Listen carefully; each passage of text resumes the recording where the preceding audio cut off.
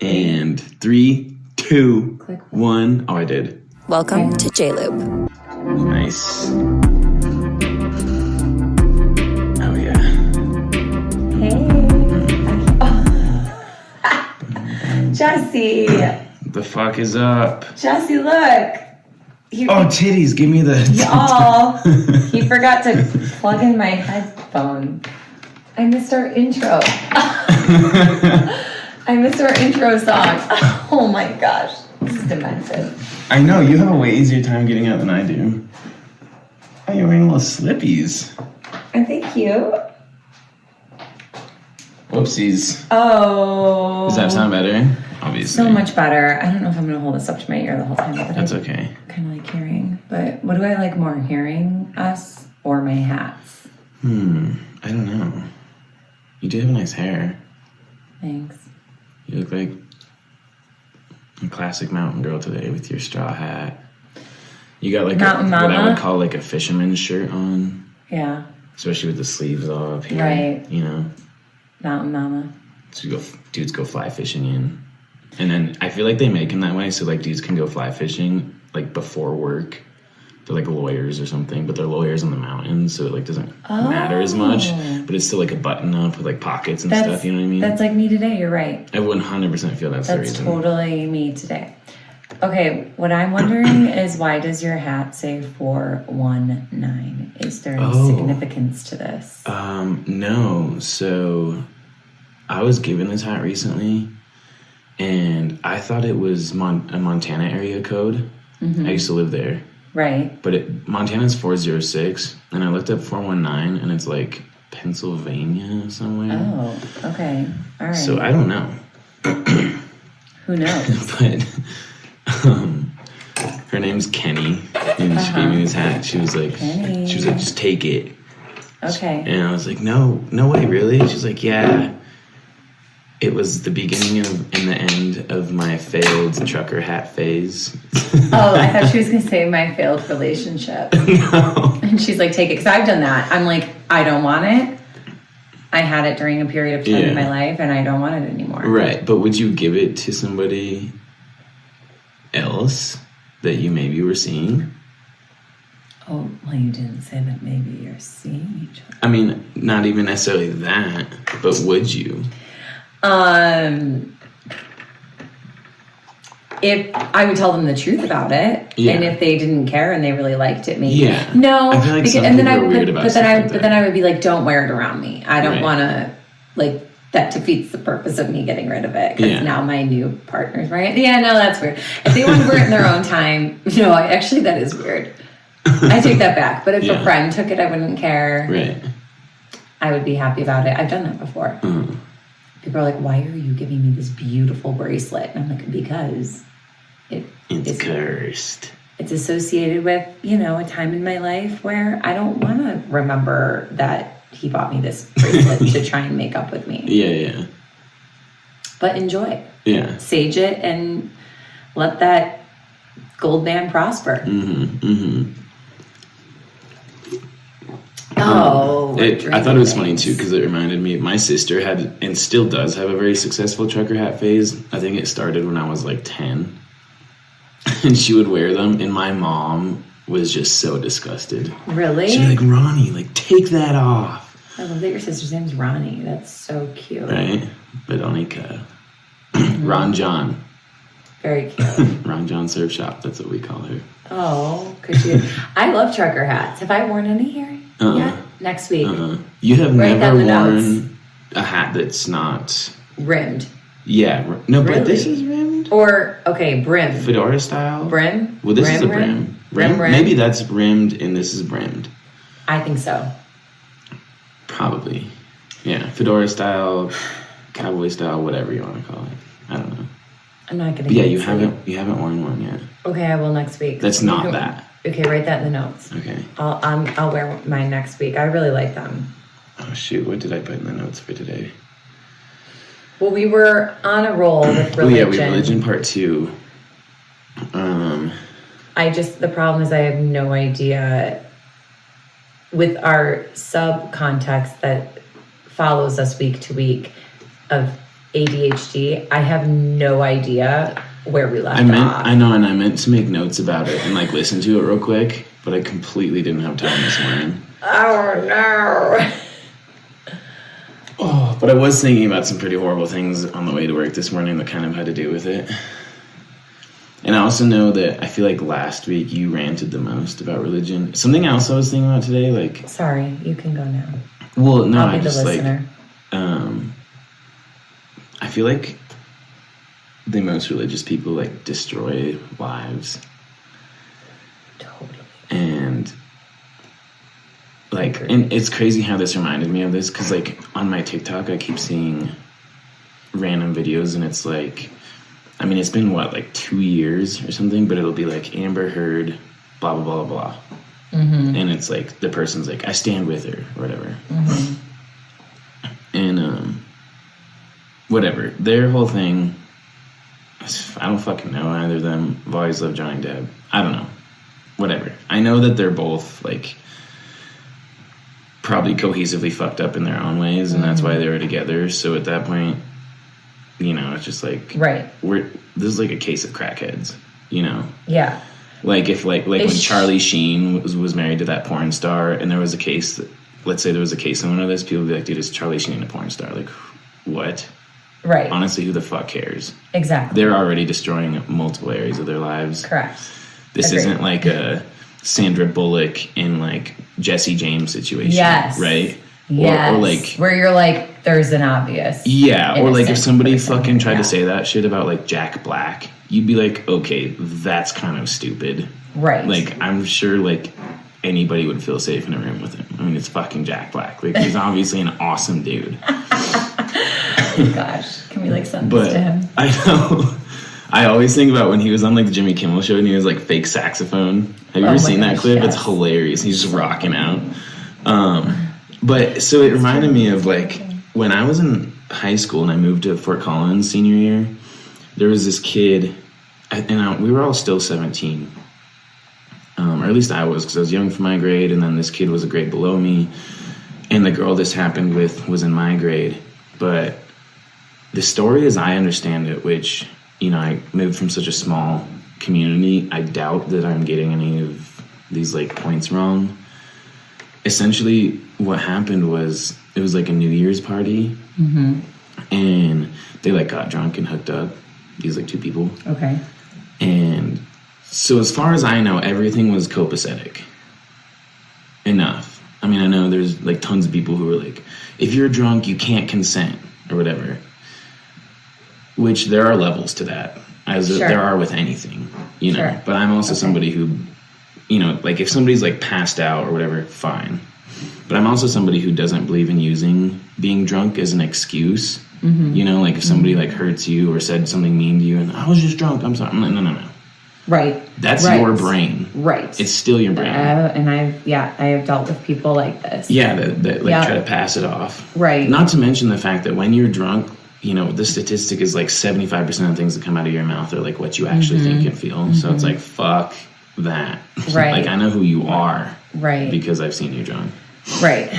Anyways, so I guess her mom found out, and because she was still a minor, like 17, the kid was like 16, she pressed charges against him for sexually assaulting her daughter. Are they religious? Well, and that's what I'm saying. Like, she was, in her mind, it was like, no way would her daughter ever do that. Like, her daughter even made the mistake of like drinking and stuff, and like she could not stand the fact that her daughter, because they were super religious. Yeah. And not unless they're in like an LDS way, because we were in Wyoming, but I forget what, I think they were Catholic. I forget what church they went to, because there's like 3, right? Right. And and her mom like was one of those moms, like she was not a fun mom. Her dad was super cool. But like I remember never liking her mom at all. And basically she ruined this kid's life because she could not fathom that her daughter would like do something like that of her own accord. And of course her daughter's like not going to stand up for him because it's her mom. You know, it's like, what are you gonna like stick up for this kid you hooked up with, or like, Your are you gonna worry parents. about getting like the shit kicked out of you Right. emotionally, possibly physically? I don't know their family, but I do know that religious people parents are extremely abusive in so many ways. Well, just like the shame is.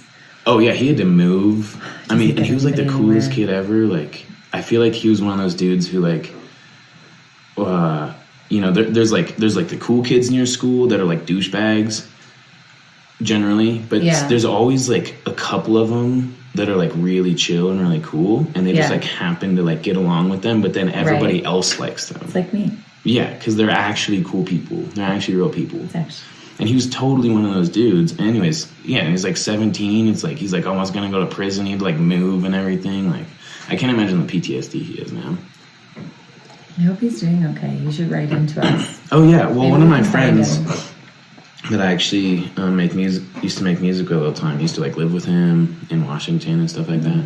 He seems to be doing all right. He does like, he grows coral in his house, like reef, and like sells it to like aquariums or beaches or whoever, scientists. Super cool. It's like a really lucrative thing too. Like, it's really hard to do. I think like it's temperamental, you know. It's like I don't know. It's probably along the lines of like growing weed in your house or whatever. Like, you have to like build hydroponics and set timers and lights and you know, the atmosphere, temperatures, like everything matters. Wow. Which is super cool. Yeah, I would actually love to do that. Interesting. But and then on the other note, like, my old man, he has gone through some crazy religious experiences, like, especially when he got back from Nam, and he's like, you know, really deep into drugs and this and that, and not to mention, he was probably like the coolest dude. Like, he was like an earring. When I was growing up, he loved this dangly like crescent moon earring, and he'd wear like leather jackets and bracelets and rings and like all this cool ass gear. And he always talked about like some of the first churches he went to, like, he had long hair and he wore leather pants and all this stuff, and like eventually he got like mind melded into like he like cut his hair, he stopped wearing earrings, rings, like anything flashy, like leather pants were like demonized somehow. Like, he just like became this like shell of a person because they're like making him like look like them. Well, that was my experience, but then I would when I was LDS for a little bit, and I would that's Mormon for people that don't know what LDS is. Latter-day Saints. It's with 2 T's, not 2 D's. There's no climbing that shit.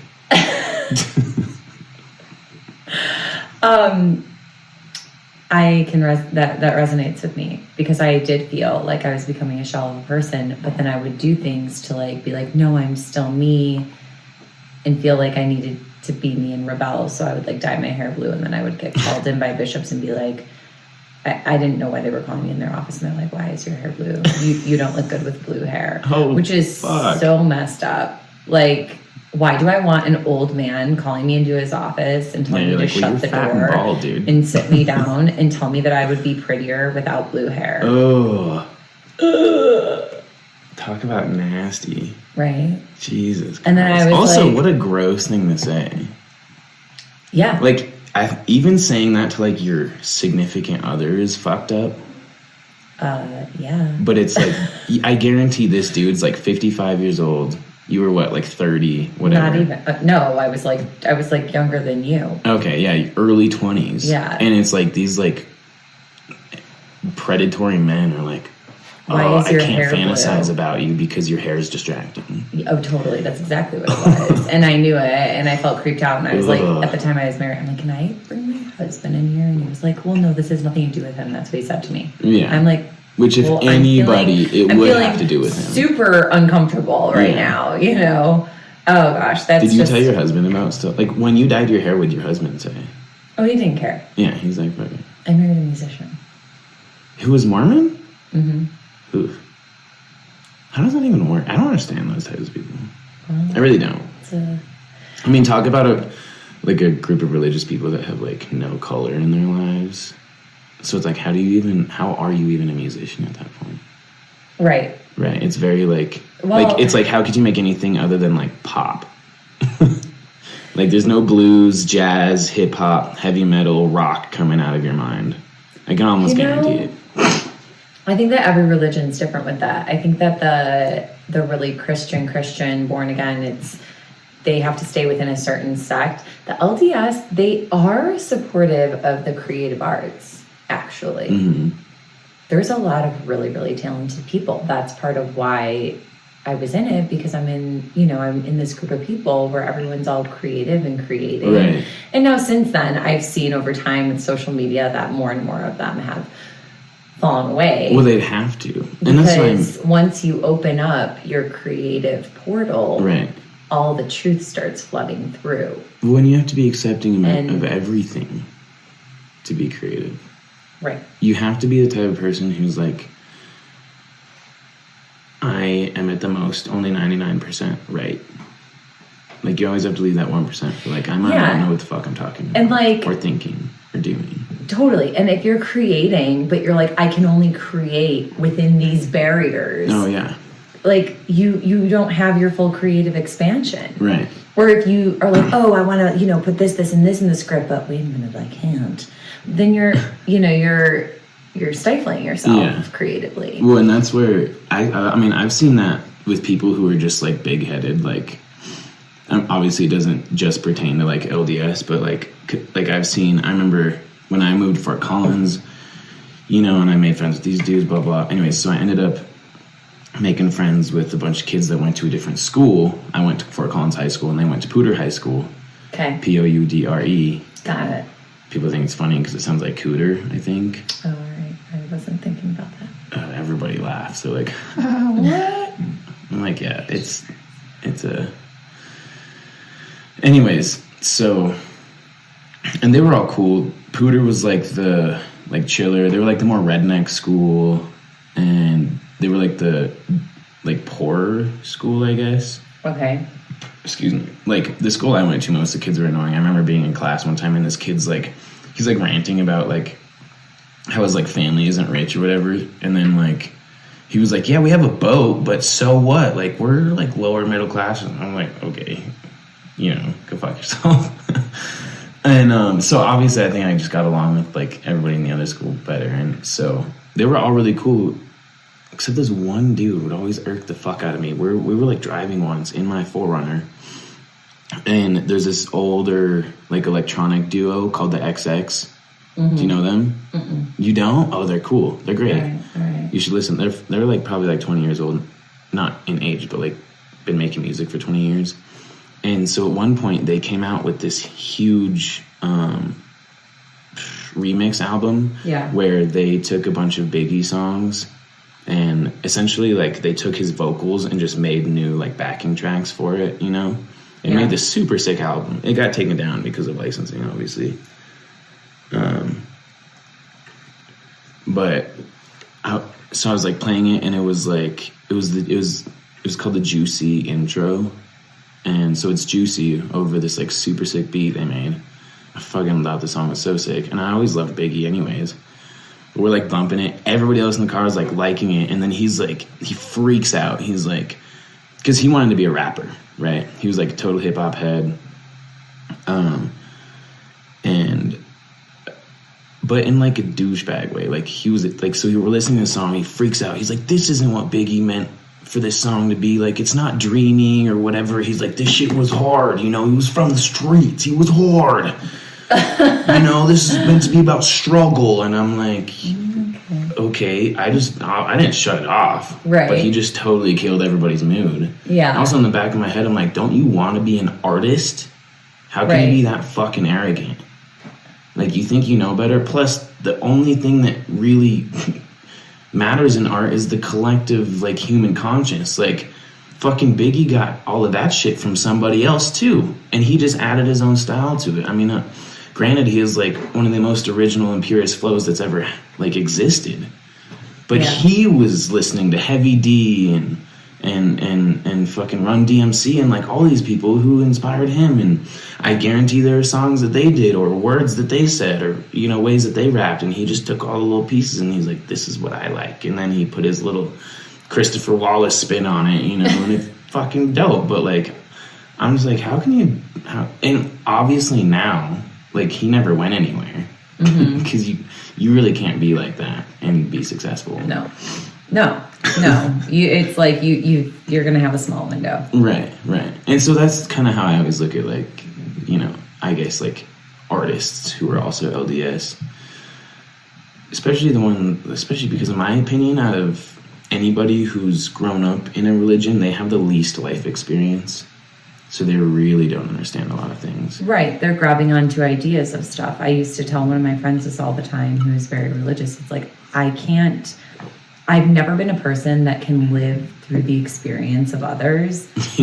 You learn the hard way. It's a very nice way of saying that I learned the hard way. But, like, I don't know. Life is but a daring adventure. Nothing at all. No, I think that's like it's been deemed a negative thing by so many people, but I don't think so. Like, you got to go through it. And I mean, even if it's hard, I really believe that we have to go through it. I took my kids hiking yesterday, and because the snow melt, it was really challenging, actually. It was like, I hate that. Really challenging, and I just didn't think that through. But guess what? It was such a cool experience. It was so beautiful. And if I just saw some of these videos and pictures of it, it'd be pretty. But you're not living it. It doesn't become a part of, like, your cellular being. So I just suggest everybody start living. Right. And if we're in fear of hell, like, it's so bizarre, you know? What a bizarre concept. Right. Well, that's another reason, and this is totally kind of branching off now, but, like, I mean, I have taken psychedelics a lot. Okay, I have not. People, you know, there are people like, oh my God, like, you know, that terrifies me, or this, or the first time I ever did it, I had this horrible trip, and I just blah, blah, and I'm like, yeah, but there, like, aren't any horrible trips. And generally, when people have horrible trips, it's because they need to figure something out in their fucking life, or they don't like themselves, and they don't know they don't like themselves, or shit, like, you know, because they're like 20 or fucking 18 or whatever. But in my head, I'm always like, there's no horrible trips. Totally. And I've never had one, because as soon as something happens that I don't like, I change it. Like, it's all in your head. Right. And I always tell people that too. Like, I don't care what drug you put in your mind. Like, your mind is stronger. You just have to understand that. You have to know that and believe that you are the more powerful thing, no matter the fuck what. This thing is enhancing, you know, this and this and this. Yeah. But it's like, it's your brain. Like, what? It is so complex that we don't even understand it. It's so true. You can think yourself through or out of Anything. I mean, you know, I'm a hypnotherapist. Like, I literally teach people this, and I help them through this. Oh, this also brought up another point. I was thinking about this last night. I have been doing Kundalini for many, many, many years, and then I became certified, and now I teach Kundalini yoga. Okay. And so many people are in fear of it because they look it up, and they're like, oh, people have had psychotic breaks doing it. They did it. And I'm like, it's the same thing, right? Like, okay, are you, like, leaning into the fear of the unknown of what? Doing movements with breath that have been proven to actually enhance your intuitive being. And I think that sometimes people fear that as well. They fear the unknown. They fear there's a whole span inside of us that the majority of society will never tap into out here, which is sad. Well, plus it's like, I feel like shit like that, it's like their subconscious, it like knows that they are ignoring something. Well, totally. And so sometimes, that's where fear comes from. And sometimes when you go into these environments of psychedelics or Kundalini yoga, it's going to start bringing stuff up, right? It's like this. In Kundalini, we say you're awakening the serpent that is laying dormant at the bottom of your spine, and everybody has it. And if you awaken it, it's going to awaken you to all the abundance and miracles of life if you can stay in that mindset of that you want to enhance your life. Right. But if you're one of these fear-ridden people, you know, fear of God, fear of hell, whatever, those people do freak out. Right. And then they go into the victim and they go into the fear. Oh my gosh. Yeah. Holy. That's why also, I mean, like when you like first meet somebody maybe you like think each other, you know, you're like, oh, there's some attraction here. And, you're cute. And then they're like, okay, well, like, you want to hang out? Like, what do you like to do? And I'm like, well, I like to do a lot of things, but if you want to do something that I don't like to do or I've never done before, like, let's fucking do that. Yeah. I would so much rather do that than, like, I like that. go hiking for the bajillionth time. Right. I've been doing that since I was like 5. Wow. Maybe that's so interesting. Maybe there's a hike you've never been on. Maybe you've never hiked through snow melt before. Oh my God. No, when you said that, I knew exactly the struggles because it's like, you're like having fun, you know, and you're like going up and it's dry, and then you hit a patch of snow and your fucking shoes get wet. It's hard to traverse upward because it's slippery and melting. Yeah. And then you get past it and you're like, thank God, but then it's muddy.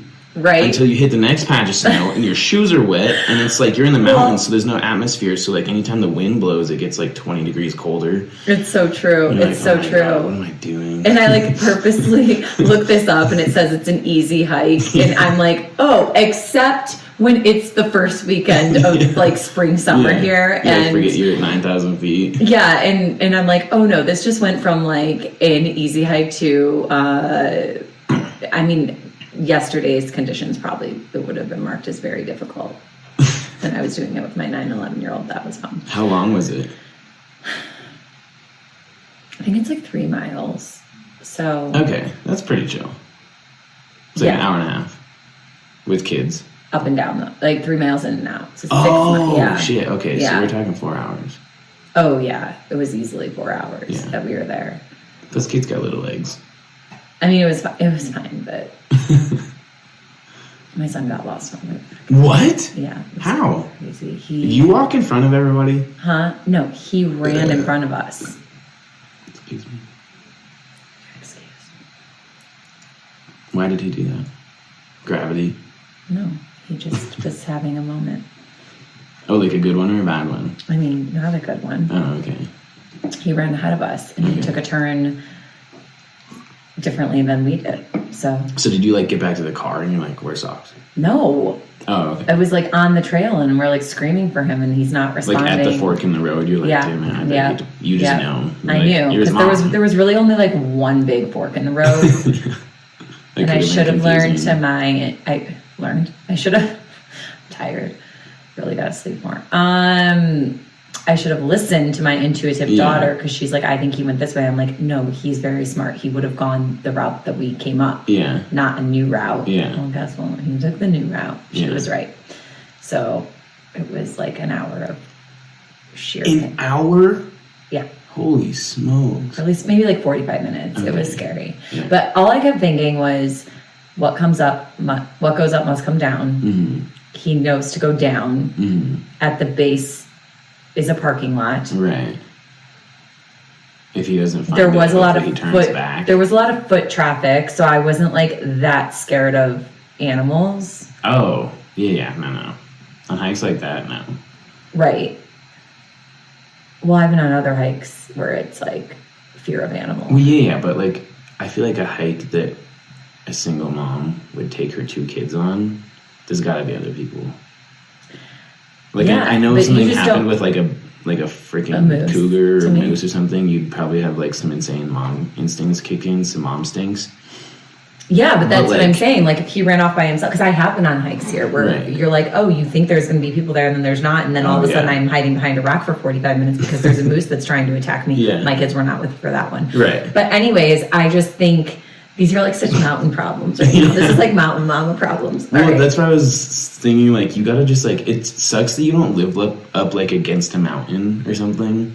Because I got really good at learning not to do that when I was a kid. Because I'd be like 9 a.m., wake up, I'd eat breakfast, I'd grab like my BB gun, some fireworks, a knife, a lighter, and like a snack, and I would just fucking go, like just wander. But then eventually, I had to find my way back. Right. Well, and and the hard part is learning. I know. It doesn't sound hard, but the hard part is learning that on the way back, everything's the opposite. You know what I mean? Like if you like pass a tree and you're like, okay, I gotta make sure I pass that tree on the way back. But when you're passing that tree on the way back, you're fucking looking at the backside of it. Right. Not you have to go right instead of left or whatever. Yeah. I just think he was, he's like right at like pre-puberty or like almost puberty, and so it's like he's rebelling a little bit. Oh yeah. And he's always been my toe the line kid, and now he's like shaving. Now he's like no. He's like you watched that Just Around the Corner video recently. Oh my god. I have no idea what he's talking about. Oh, that was at least for me in 4th grade we watched Just Around the Corner. Guess what's just around the corner? What? Puberty. Oh. They like separated us into boys and girls, and it was like they're like, ask us anything you want. All right, I didn't watch that one. It was hilarious. Mr. Hoffman was like our TA or whatever, and he must have just thought it was so fucking funny. He was probably like 22. How we doing that was on the time? best. That was 10:35. Oh, we're close. We're close. Okay, so what else did we have? Let's go back. So socks was found. Wait, I'm gonna put everyone at ease because I know everyone's like, what happened? They're like, is he still out there? He is not. I did a shout out to 2 things. One was the Gizmo watch. Thank goodness he has one. Mm-hmm. And eventually I was like, if I just keep calling it or he just keeps trying to use it somewhere, like the service is gonna hit and we're gonna connect. Mm-hmm. You gotta teach him how to make smoke signals. Okay. He didn't have any fire with him. No. And then no flint and steel. No, and then shout out to the Rangers because the National Park Rangers were amazing and phoned somebody up higher. The other one went running up, and she's like, they know all the paths. That is there is one thing I will think about law enforcement. I mean, I do believe that there's so much fucked up shit with like the police force and everything, but Rangers are absolutely awesome. They are amazing. Always helpful. They're just, if you're a dumbass tourist, they're gonna be dicks to you, but like they're extremely helpful. They were so nice. No, exactly. They're like the best of the best calm.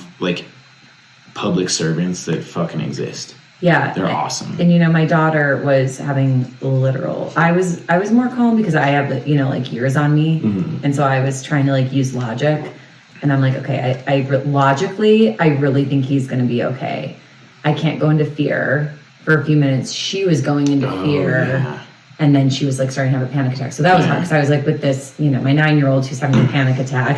She's so sweet. She's like, we can't. You can't let that adrenal gland start kicking in in the wrong part. When you've got her adrenal gland's going nuts. And so it's hitting me at this side and he's not anyways, they found him. Are you one of those people who when somebody freaks out you get calmer, because you have to balance it? Yes, usually. Usually with my daughter it does. It's to a certain point.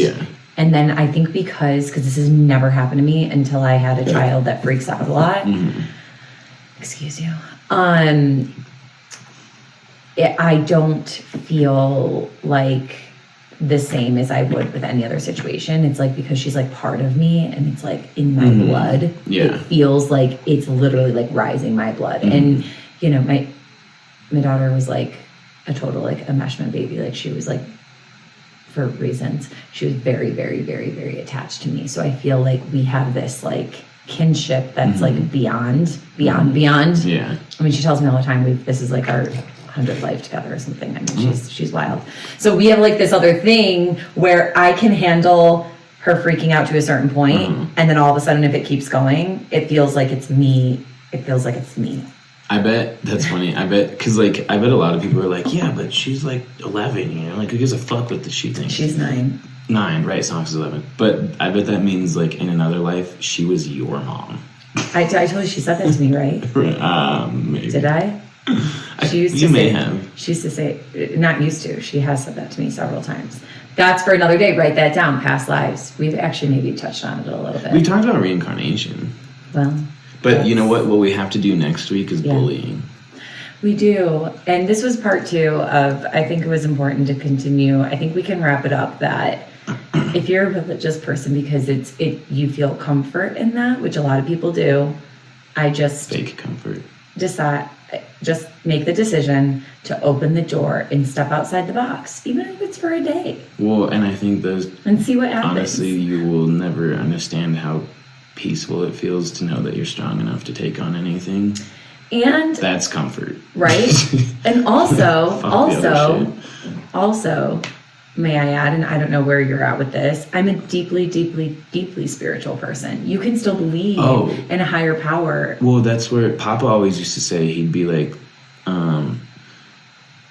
you can be religious if you want. I wish I could remember the phrase he used to say. He'd be like, religion people, he'd basically be like, religious people haven't been through anything, but spiritual people have been through hell. Oh my gosh, I just got chills. Right? Yes. And I loved when he said it, because I'm like, yeah, you've been through Nam, you've like overdosed like 3 times. Yes. At one point he was like a coke dealer. Yeah. He fucking, and this is another funny thing, when he was like 30, he was in Georgia, he got caught in a cult, I think I actually said that last episode. You did. Just crazy. So when he said that, I'm like, you really have lived through hell. Like, that's like hell on earth. So many things that he's told me. Feel like I can relate. It's very real. I've definitely walked through the fire for sure. And here I am. Yeah. So step outside, just jump into the fire. Maybe don't jump into the fire immediately, but work your way. Eat some bugs. Work your way and jump off a cliff. Just know that if you step outside those church doors, do a backflip. You can still believe. You can still believe in whatever you want to believe. You just don't have to have people tell you. I have one more thing. What? Okay. So I saw this thing recently, and I was like, holy fuck, that's a really smart point. And also, in my head, I'm kind of like, because I've thought so many things about this. I've read the Bible twice. This dude was talking about, like, God is the God in the Bible. He's like, this dude is so insecure. He's like, you ever think about it? He's like, he's actually giving breath to the fact that there are other gods that exist, because he, like, this passage is, he's like, if the children of the people who worship pagan gods, like, you can, like, skin them alive or whatever. I wish I could remember exactly, but it's some horrible shit, right? Mm-hmm. Where he's like, you must not believe in these pagan gods. But what he's really doing is, like, acknowledging their existence.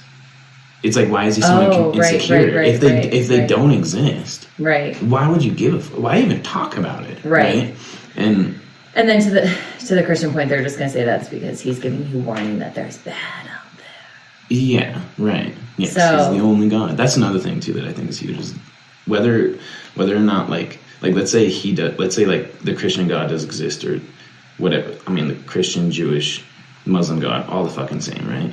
Let's say he does exist. Mm-hmm. There's others. There's gotta be. Right. Well, and we don't know. It's like, I just think it's like this ever-present. Okay, sorry everybody, it just cut out, but you know what? Jackie has to go. I have to go. So that's the end of that, and we finally have another episode that's like 40 minutes long. Yay! Past 2, we're like 15. That's okay. That's okay. Life goes on. Little teaser. Bum, bum, bum. Maybe those people only like 15-minute podcasts. Yeah. But they probably don't. They were probably mad. It's okay, then they'll listen next week. Yes. Thank you all for listening. Ciao, ciao. Ciao. See you next Tuesday. We're going to be in our new studio space. Yeah. Cool. We can like decorate it. Cool. Okay. Ciao, ciao.